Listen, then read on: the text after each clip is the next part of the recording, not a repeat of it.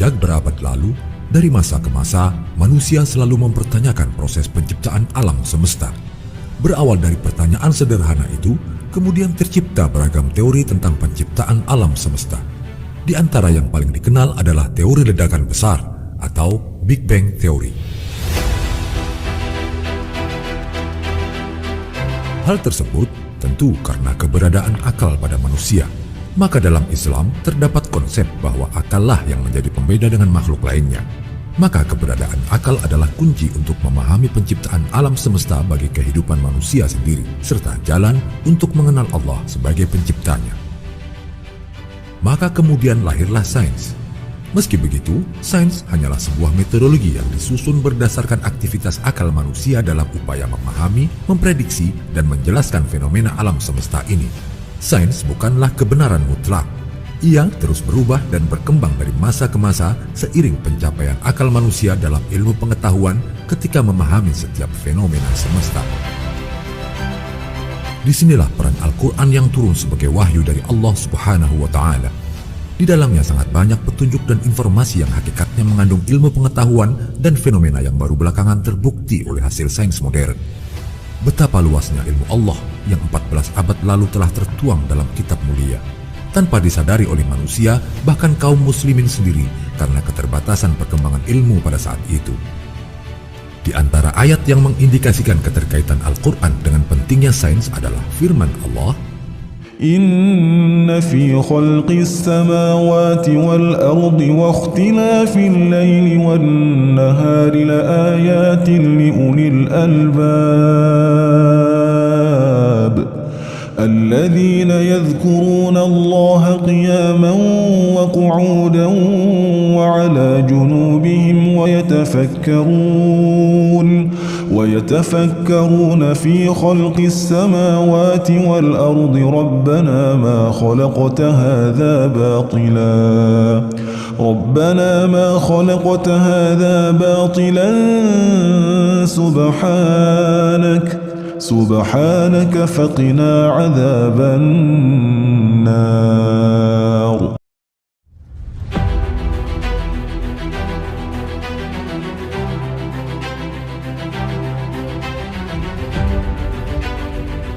Posisi benda langit, planet, bulan, matahari, dan rasi bintang dahulu dipergunakan untuk meramal nasib manusia. Pengetahuan tentang ini dikenal dengan astrologi. Lalu, ayat tersebutlah yang mengubah pandangan astrologi menjadi astronomi di zaman Islam dengan mengajak manusia untuk senantiasa berzikir dalam memikirkan penciptaan alam semesta. Menelaah posisi benda-benda langit merupakan sains. Akan tetapi mengaitkannya dengan nasib manusia adalah pseudosains atau sains palsu. Telaah benda-benda langit dalam astronomi meliputi mekanika dan fisik benda langit serta keterkaitan satu dengan lainnya dalam skenario besar alam semesta.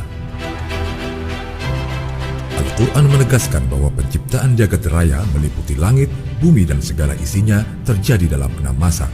Sejalan dengan informasi ini, ilmu pengetahuan juga mengungkapkan bahwa jagat raya seperti yang ada saat ini terjadi melalui suatu proses yang amat panjang yang memungkinkan untuk dikelompokkan menjadi 6 periode. Dengan demikian, terdapat kesesuaian antara informasi Tuhan dan penjelasan yang diberikan para ilmuwan melalui telaah dan penelitian mereka. Setidaknya, informasi demikian diungkapkan sebanyak 7 kali. Di antara ayat yang menjelaskan hal ini adalah surah Yunus ayat 3, yaitu firman Allah, Inna rabbakumullahu alladhi khalaqas samawati wal arda fi 6 ayyam thumma istawa 'alal 'arsyi yudabbirul amra ma min syafi'in illa min ba'di idhnihi ذلكم الله ربكم فاعبدوه أفلا تذكرون.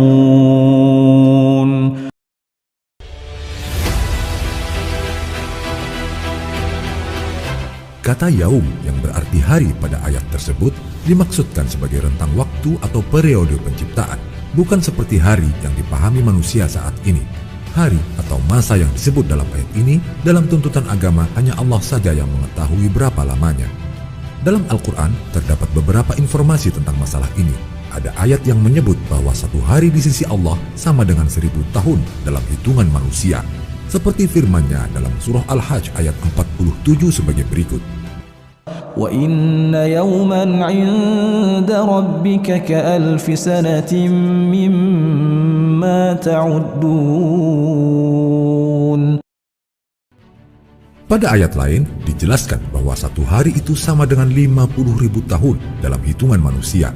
Keterangan ini seperti yang disebutkan dalam surah Al-Ma'arij ayat 4 sebagai berikut. تَعْرُجُ الْمَلَائِكَةُ وَالرُّوحُ إِلَيْهِ فِي يَوْمٍ كَانَ مِقْدَارُهُ 50,000 سَنَةٍ.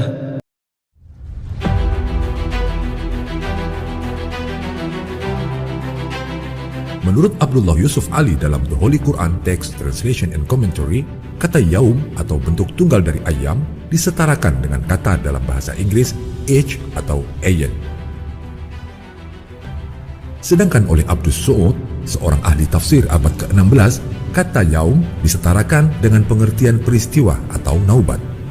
Memperhatikan berbagai pendapat itu, jelaslah kata yaum lebih tepat bila diterjemahkan sebagai tahap atau periode atau masa. Dengan demikian, kalimat fi sittati ayyam dalam ayat-ayat tersebut lebih tepat untuk diterjemahkan sebagai dalam 6 masa. Sebagai tambahan informasi yang tak kalah menarik, kata yaum yang berarti hari diulang sebanyak 365 kali di dalam Al-Quran. Hal itu sangat akurat dengan jumlah hari dalam setahun. Apakah itu suatu kebetulan? Wallahu a'lam bishawab. Merujuk dari surah An-Nazi'at, Profesor Thomas Jamaluddin dalam buku Menjelajah Kekuasaan Langit Menembus Kedalaman Al-Quran mengungkapkan bahwa 6 hari dapat bermakna 6 proses evolutif, sejak penciptaan alam semesta pertama kali sampai penciptaan manusia sebagai jenis makhluk terakhir yang diciptakan Allah. Proses dari penciptaan ini terus berlangsung sampai saat ini dan tidak berhenti pada suatu tahap tertentu. Maka, jika dirinci, ayat-ayat tersebut mengungkapkan secara kronologis 6 masa penciptaan sebagai berikut. Masa pertama dimulai dari ayat 27. أَأَنْتُمْ أَشَدُّ خَلْقًا أَمِ السَّمَاءُ بَنَاهَا. Apakah penciptaan kamu yang lebih hebat ataukah langit yang telah dibangunnya? Quran Surah An-Nazi'at ayat 27. Ayat ini menjelaskan tentang penciptaan alam semesta dengan peristiwa Big Bang, yakni ledakan besar sebagai awal lahirnya ruang dan waktu termasuk materi. Berdasarkan analisis astronomi kosmologi, ledakan besar terjadi sekitar 13,7 miliar tahun yang lalu. Penciptaan pertama kali adalah energi dari partikel foton. Dari partikel foton terbentuk proton, neutron, dan elektron, serta partikel lain yang tidak dikenal. Sains menggolongkannya sebagai materi gelap. Dari proton dan elektron terbentuk hidrogen sebagai unsur pertama pembentuk bintang. Masa kedua dilanjutkan di ayat 28. رَفَعَ سَمْكَهَا فَسَوَّاهَا. Dia telah meninggikan bangunannya lalu menyempurnakannya. Quran Surah An-Nazi'at ayat 28. Ayat ini menjelaskan tentang pengembangan alam semesta, sehingga benda-benda langit makin berjauhan, yang dalam bahasa awam berarti langit makin tinggi, lalu menyempurnakannya, dalam arti pembentukan benda langit bukanlah proses sekali jadi, tetapi proses evolutif, yakni perubahan bertahap dari awan antar bintang menjadi bintang, lalu nanti akhirnya mati dan digantikan generasi bintang-bintang baru. Para astronom meyakini adanya pengembangan alam semesta berdasarkan analisis pergeseran spektrum unsur-unsur di galaksi jauh yang bergeser ke arah panjang gelombang yang semakin besar. Gerak menjauh galaksi-galaksi itu disebabkan karena ruang alam semesta yang mengembang. Hal itu sesuai dengan firman Allah, وَالسَّمَاءَ بَنَيْنَاهَا بِأَيْدٍ وَإِنَّا لَمُوسِعُونَ. dan langit itu kami bangun dengan kekuasaan kami, dan kami benar-benar meluaskannya. Quran Surah Az-Zariyat ayat 47. Secara sederhana, keadaan awal alam semesta yang berkembang itu dapat diilustrasikan dengan pembuatan roti. Materi pembentuk roti itu semula terkumpul di dalam gumpalan kecil, kemudian mulai mengembang. Dengan kata lain, ruang pada bagian dalam roti sedang mengembang. Dianalogikan sebagai galaksi di alam semesta, butir-butir partikel di dalam roti itu saling menjauh sejalan dengan pengembangan roti itu sendiri. Dalam ilustrasi tersebut, kita berada di salah satu partikel di dalam roti itu. Di luar roti, kita tidak mengenal adanya ruang lain, karena pengetahuan kita terbatas hanya pada ruang di dalam roti itu saja. Demikian pula lah, kita tidak mengenal alam fisik lain di luar dimensi ruang waktu yang kita kenal saat ini. Allahu Akbar, betapa kecil dan terbatasnya pengetahuan kita dibanding seluruh jagat raya ini. Selanjutnya, masa ketiga termaktub dalam ayat 29, وأغطش ليلها وأخرج ضحاها. dan dia menjadikan malamnya gelap gulita dan menjadikan siangnya terang benderang. Quran Surah An-Nazi'at ayat 29. Ayat ini bercerita khusus tentang tata surya yang juga berlaku pada bintang-bintang lain. Masa ini adalah masa penciptaan matahari yang bersinar dan bumi serta planet-planet lainnya yang berotasi sehingga ada fenomena malam dan siang. Adanya matahari sebagai sumber cahaya, bumi yang berotasi menjadikan malam dan siang. Menurut penelitian astronomi, tata surya terbentuk sekitar 4,5 miliar tahun lalu dari awan antar bintang raksasa. Mulanya, awan antar bintang itu memadat sambil berotasi berputar pada sumbunya. Bagian tengah yang semakin memadat akan semakin panas. Ketika suhunya mencapai puluhan juta derajat, mulainya reaksi nuklir.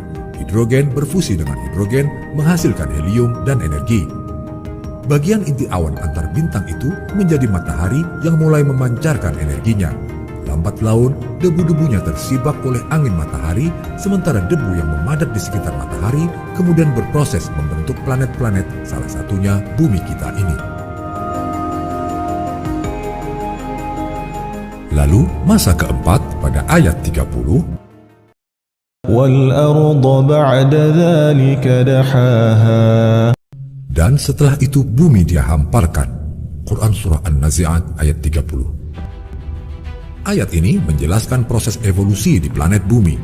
Setelah bulan terbentuk dari lontaran bagian kulit bumi karena tumbukan benda langit lainnya, lempeng benua besar atau Pangea kemudian dihamparkan yang menjadikan benua-benua mulai terpisah membentuk 5 benua plus Antartika. Bumi dihamparkan dalam ayat tersebut bermakna lempeng benua yang bergeser sedikit demi sedikit dalam waktu ratusan juta tahun. Sekitar 225 juta tahun lalu, semua benua masih bergabung. Lalu, benua Amerika mulai berpisah dari benua Eropa dan Afrika, sementara benua Asia bergabung dengan lempeng India Australia yang terlepas dari benua Afrika.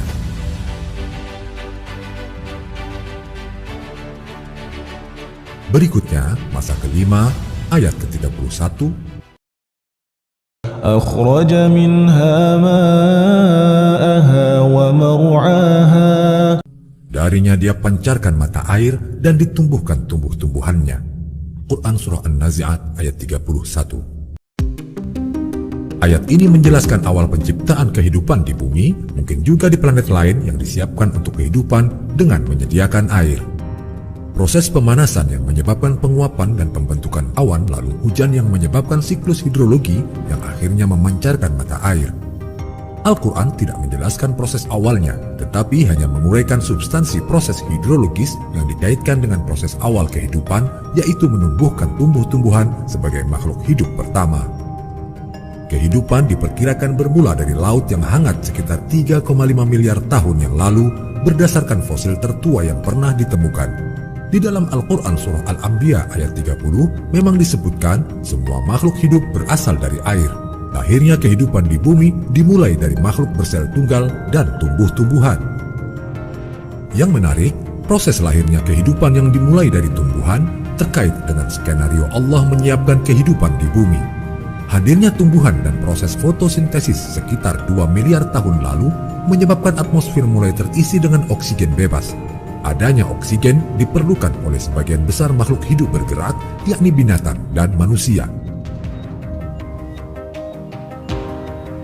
Dan terakhir, masa ke-6 dijelaskan pada 2 ayat berikutnya dalam surah An-Nazi'at. والجبال أرساها متاعا لكم ولأنعامكم. Dan gunung-gunung dipancangkan dengan teguh. Semua itu untuk kesenanganmu dan untuk hewan-hewan ternakmu. Quran Surah An-Nazi'at ayat 32-33. Ayat ini menjelaskan lahirnya gunung-gunung akibat evolusi geologi dan mulai diciptakannya hewan dan manusia. Masa ke-6 ini menceritakan lahirnya binatang dan manusia setelah prasyarat kehidupan yang utama yaitu adanya air dan oksigen terpenuhi. Proses geologis akibat pergeseran lempeng benua yang memunculkan gunung-gunung juga merupakan persiapan fisik yang memberikan keseimbangan dari gerakan bumi. Dan hal ini memungkinkan materi yang merupakan kandungan bumi dikeluarkan untuk kepentingan manusia sebagai khalifah di bumi. Berdasarkan temuan ilmiah yang diperoleh, telah disusun suatu silsilah evolusi yang berawal dari sejenis bakteri bersel satu yang hidup sekitar 3,5 miliar tahun lalu. Dari jenis bakteri, lahir generasi ganggang yang masih hidup di air. Ganggang hijau sekitar 1-2 miliar tahun lalu melahirkan generasi tumbuhan darat. Dari jalur ganggang hijau, sekitar 630 juta tahun lalu juga lahir generasi hewan tak bertulang belakang.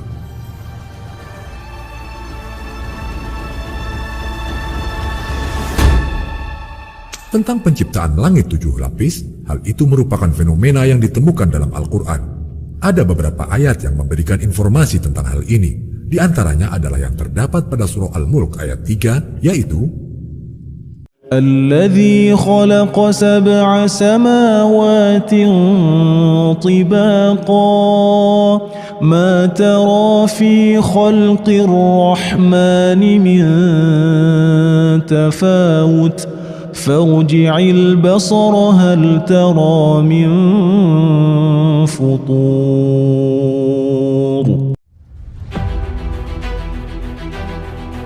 Pemahaman tentang 7 langit berkembang sesuai pemahaman manusia tentang alam semesta. Dalam kebudayaan Eropa kuno, orang menganggap langit itu berlapis-lapis dengan bumi sebagai pusat alam semesta atau geosentrik. Bulan berada pada langit pertama, kemudian pada langit kedua sampai ketujuh masing-masing ada Merkurius, Venus, Matahari, Mars, Jupiter, dan Saturnus. Di luar langit 7 itu ada bintang-bintang lainnya. Dulu, orang juga mengaitkan dengan astrologi atau peramalan bintang, yaitu bahwa benda-benda langit yang dikaitkan dengan kepercayaan akan dewa penguasanya mempengaruhi kehidupan di bumi bergantian dari jam ke jam, dimulai dari yang terjauh. Ada pula yang berpendapat 7 langit diartikan dengan lapisan-lapisan atmosfer yang dekat dengan bumi ini. Namun, apabila teori tersebut dikaitkan dengan Mi'raj Rasulullah SAW, nampak kurang tepat. 7 langit ini mungkin lebih pas bila diartikan sebagai 7 dimensi ruang waktu. Seperti dinyatakan dalam fisika, bahwa di jagat raya ini terdapat 4 gaya fundamental, yaitu gaya elektromagnetik, gaya nuklir lemah, gaya nuklir kuat, dan gaya gravitasi.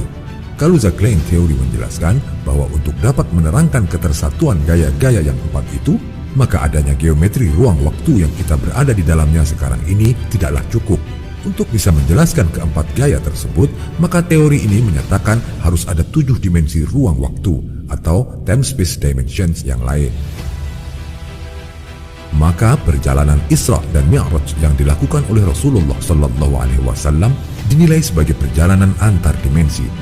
Hal ini bermakna beliau telah diajak oleh Jibril keluar dari dimensi ruang waktu menuju dimensi yang lebih tinggi yang disebut Sidratul Muntaha. Kita hidup dalam dimensi ruang waktu. Karenanya, kita selalu mengukur berdasarkan ukuran ruang seperti besar, kecil, jauh, dekat.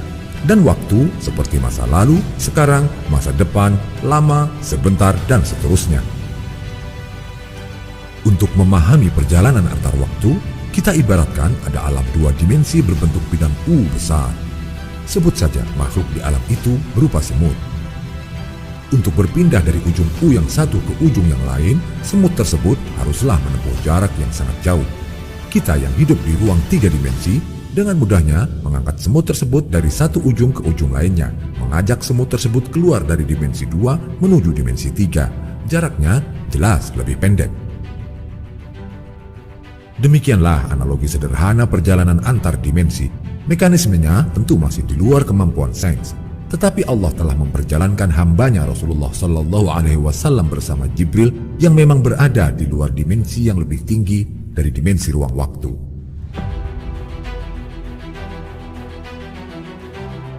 Para ilmuwan telah membuktikan betapa alam semesta ini diciptakan dengan sangat presisi.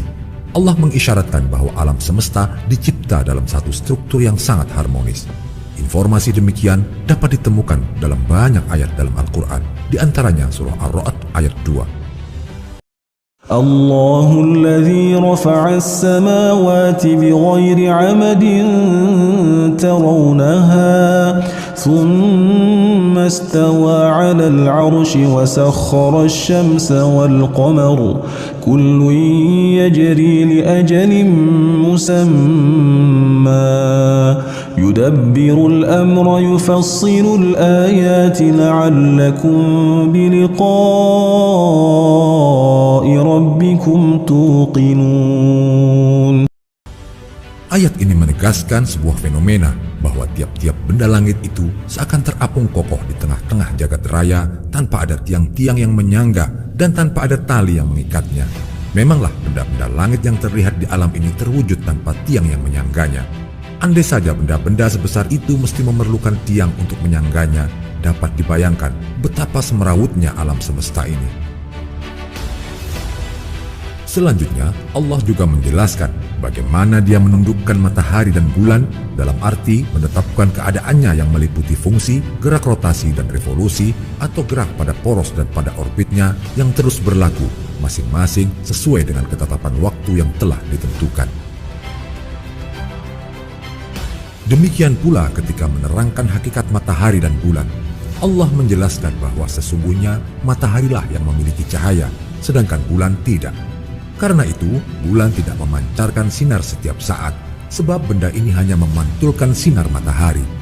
Allah juga menerangkan bagaimana bulan bergerak pada posisi-posisi tertentu yang ternyata hal itu merupakan pertanda dari perjalanan waktu. Sehubungan dengan struktur seperti ini, Allah menginformasikan dalam surah Yunus ayat 5,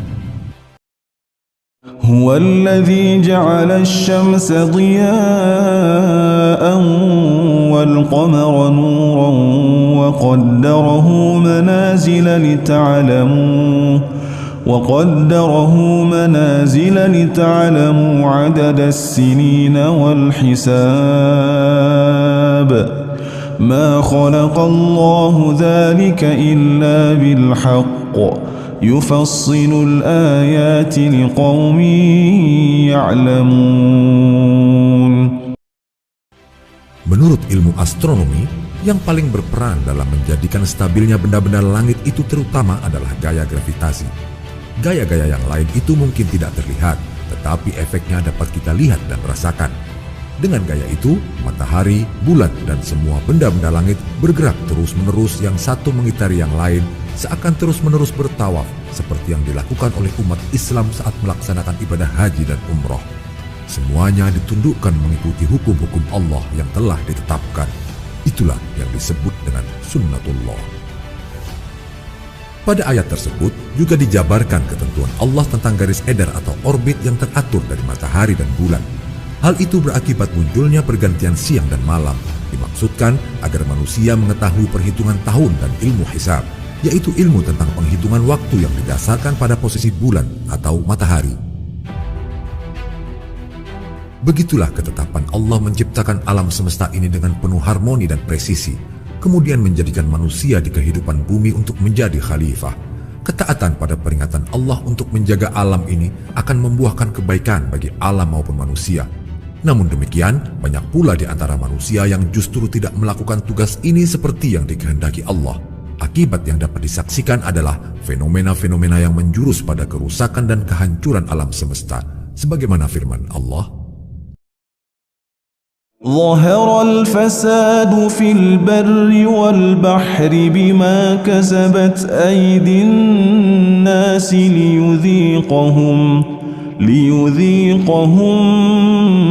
بعض الذي عملوا لعلهم يرجعون.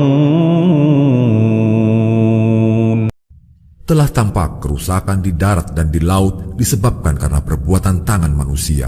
Allah menghendaki agar mereka merasakan sebagian dari akibat perbuatan mereka, agar mereka kembali ke jalan yang benar. Quran Surah Ar-Rum ayat 41. Global warming dan menipisnya lapisan ozon hanyalah contoh awal yang sering dikhawatirkan dunia saat ini. Sangat banyak ayat-ayat di dalam Al-Quran yang memperingatkan dahsyatnya kerusakan alam semesta ini di akhir zaman. Di antaranya, إذا رجت الأرض رجا وبست الجبال بسا فكانت هباء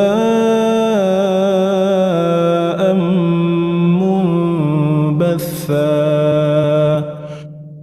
apabila bumi diguncangkan sedahsyat-dahsyatnya dan gunung dihancur luluhkan sehancur-hancurnya, maka jadilah ia debu yang berterbangan. Quran Surah Al-Waqiah ayat 4-6. Di ayat lainnya, Allah juga memperingatkan, إذا السماء انفطرت وإذا الكواكب انتثرت وإذا البحار فجرت. apabila langit terbelah dan apabila bintang-bintang jatuh berserakan dan apabila lautan dijadikan meluap. Quran Surah Al-Infitar ayat 1-3.